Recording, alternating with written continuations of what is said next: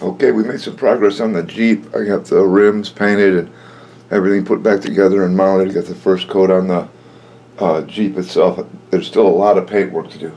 I got a lot of jerry cans to paint. I got to paint the rear bumper, and of course everything gets attached and fixed in place, and then it'll get one more coat, to cover up anything that happened there. Right now, this is just another dry fit. It kind of shows right here, though I don't know how it'll show up on the video, but the difference between the light khaki that I used as a base coat and the armor sand from Testers. That's the final color. I'm really happy with the color. I think it looks good. So we're still working on stowage, and I'm going to put a light switch in here. There's going to be a switch right in here. I've already got the switch. That's going to turn the headlights on and off. I'd prefer to do it from a transmitter, but I'm not going to do the work for that. I've also got the sound system sorted out. I tried several different speakers. This is the one that came with the soundboard that I'm using. Some of those soundboards come with two of these. I also tried the small speaker that comes with the new truck boards. Actually, I think the little speaker from the truck boards actually sounds better than the big one from the soundboard. But neither one of them sound as good as the one I'm going to use, which is this. This is going to fit right down here in the back of the Jeep. I got a couple of these 1-inch speakers in my Yog Tiger, and they sound really good. Now, this is actually the back of the speaker. The front is going to face down.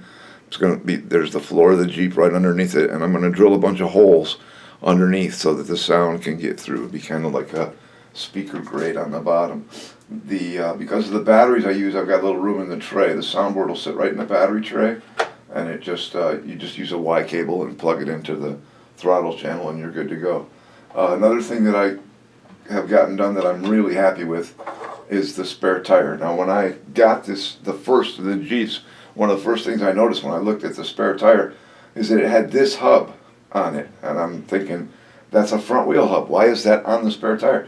They would have been much better served if they had used the rear hub for this. Let me zoom in and show you what I mean. Okay, there's the front tire hub, and that's what's on the spare tire. The rear tire hub is flat and would have looked a lot better if they had used that, but they didn't. But that's okay, because we fixed it. And right now, this still needs another coat of paint. But this is what it's supposed to look like. This is the cap from the Dragon kit. The kit came with two of them, so I'll use the other one on my other ROC Hobby Jeep, but I don't think that cap would be very difficult to scratch build at all. Just a styrene disc with a flat styrene rod. You could use hex and round stock to make the nuts and studs on there. I don't think it would be difficult. If I get another of these ROC Hobby Jeeps, I won't have any choice because I'm out of the caps from the Dragon.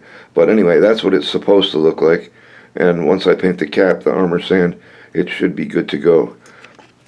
So that's where we're at right now. A lot more stuff has come in for stowage. Here we go. My British buddies will love this. It's a SAS Jeep, man. They gotta have one of these. The thing that kind of bums me out is that in the photos on eBay, this was white, and when it got here, it's a light blue. I also got cups for it. I got two of these, which they say are Spetsnaz cups. I don't know. This is the only one that was advertised as British World War II, and I think I'm going to paint everything this brown color, and then we'll find a place to hang them up in there. Now, I already mentioned this in a previous video, but I didn't post that one at RCU, so I'm going to touch on them real quick. I picked up the rope from Siren Ship Model. This is the 80 thou rope in 1/6 scale. That'd be 480 thou, or just under ½ inch. So ½ inch rope is always handy. This is from Siren Ship Model. Now, I don't work for these guys. I don't know anybody that does work for these guys. I just think this is about the best scale model rope on the market right now. I picked up 3 different sizes in 2 different colors, and I'll use those to tie down all the stowage and stuff. Another thing I wanted to mention was, but before I get to that, I'm also going to change the jerry can on the rear. As you can see right here that they are definitely not the same size. The Dragon can is bigger. And since this is so close to the rack of cans, to me it's very noticeable that the one in the back would be considerably smaller. So I'm going to use those pieces from the Jeep. It's not going to be from the Dragon Jeep. Not going to be any problem. It's going to mount right there. Got it all sorted out as to how it'll go. I've got all the straps and buckles. I'll probably end up having to make a few more buckles. And I plan to go down to like Joann Fabric and see if I can find if they've got anything similar to this. This is what they use for straps and belts and stuff on the Dragon figures. I think the buckles I can probably make out of flat stock brass or something. It shouldn't be that big a deal. I could even actually make them out of styrene. Now this is the kit that comes with the ROC Hobby Jeep. The buckles on the Dragon Jeep are smaller, but they use the same kind of strapping. And that kind of strapping will be used, it'll be across the back of both racks. It'll be across each jerry can up on the hood. They had built and welded on brackets to hold those jerry cans, and all this stuff was done in the field. So that makes it easier as far as accuracy is concerned. You can fudge it a little bit and still be good to go, because like I say, it was done in the field, so who's to say exactly how it was done. But I did find a guy in England who is sending me 4 spare magazines for the Vickers, and I was thinking about taking flat stock like what they use on the cans and building some kind of rack to hold 2 magazines right there. The only thing is I'm not sure if that would be a good idea to have magazines outside the Jeep like that, because you can't let these things get all dirty or they won't work right. So I might possibly tuck them right down here on the inside. There's plenty of room down there to stick a couple of magazines there, tuck the other 2 wherever they want to go. There's still more stuff on the way. We've got a chain that's going to wrap around the front bumper. We picked up a lantern. There's more pots and pans. These 2 here. This pan is going to go in the SAS Jeep, and this one will go over to the ROC Hobby Jeep. I got to come up with a name to call that. But I've got another set on the way that's just frying pans, and so I'll split these up, 1 to each Jeep, and I'll do the same thing with the frying pans. And because, like I keep saying, these guys had to take everything they needed with them. There are no 7-Elevens or Walmarts in the middle of the desert, so if you ain't got it with you, you just ain't got it. So we're picking up now. Most of this stuff won't get used, but like there's the canvas holster that'll go on the passenger. Still got more work to do to get the headgear right. There's still a long, long way to go on this Jeep. But while we're here, I wanted to mention this stuff. Now this is called chenille. I got this at Joann Fabrics for like $3 a yard. And on one side, it's got this funky, shiny velour kind of deal. But on the back, it's almost perfect for canvas.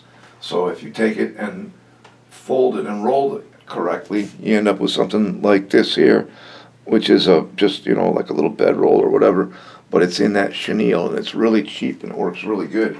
And because it's so cheap, we can get bigger with it. So now this is not properly folded or anything. This is just a mock-up, but that's a larger piece of the chenille, and that's going to be right here on the front fender, tied down with straps and ropes and stuff like that. And then on top of the jerry cans in the front, I'm going to have a folded tent that'll be tied down with rope. And we're going to have all kind of stuff hanging all over this thing. It's going to be pretty cool when it's done. But that's where we're at right now. Once I take the dry fit back apart, the body's not fastened to the frame right now. It would just lift off. And once I take it back apart and get working on it again, then I'll hook up the sound system and show you guys how all that sounds. In fact, I think I'll try and get the speaker mounted in here. That'll have to be disconnected only when I remove the body from the Jeep, just like the steering servo and the wire from the headlights. As long as you don't remove the body from the frame, everything is fine when you tilt it up to change batteries, and it'll still be like that for the sound system. So I'll get that taken care of, and then I'll do a quick little video and let you see how the sound is going to work out. I'm not super happy with the sound. It's what I'm kind of settling for, but it'll work for now, and if I ever want to change it later, it's no big deal. So that's where we're at, and when we get more progress, we'll be back, and I think that's everything, so we'll see you next time.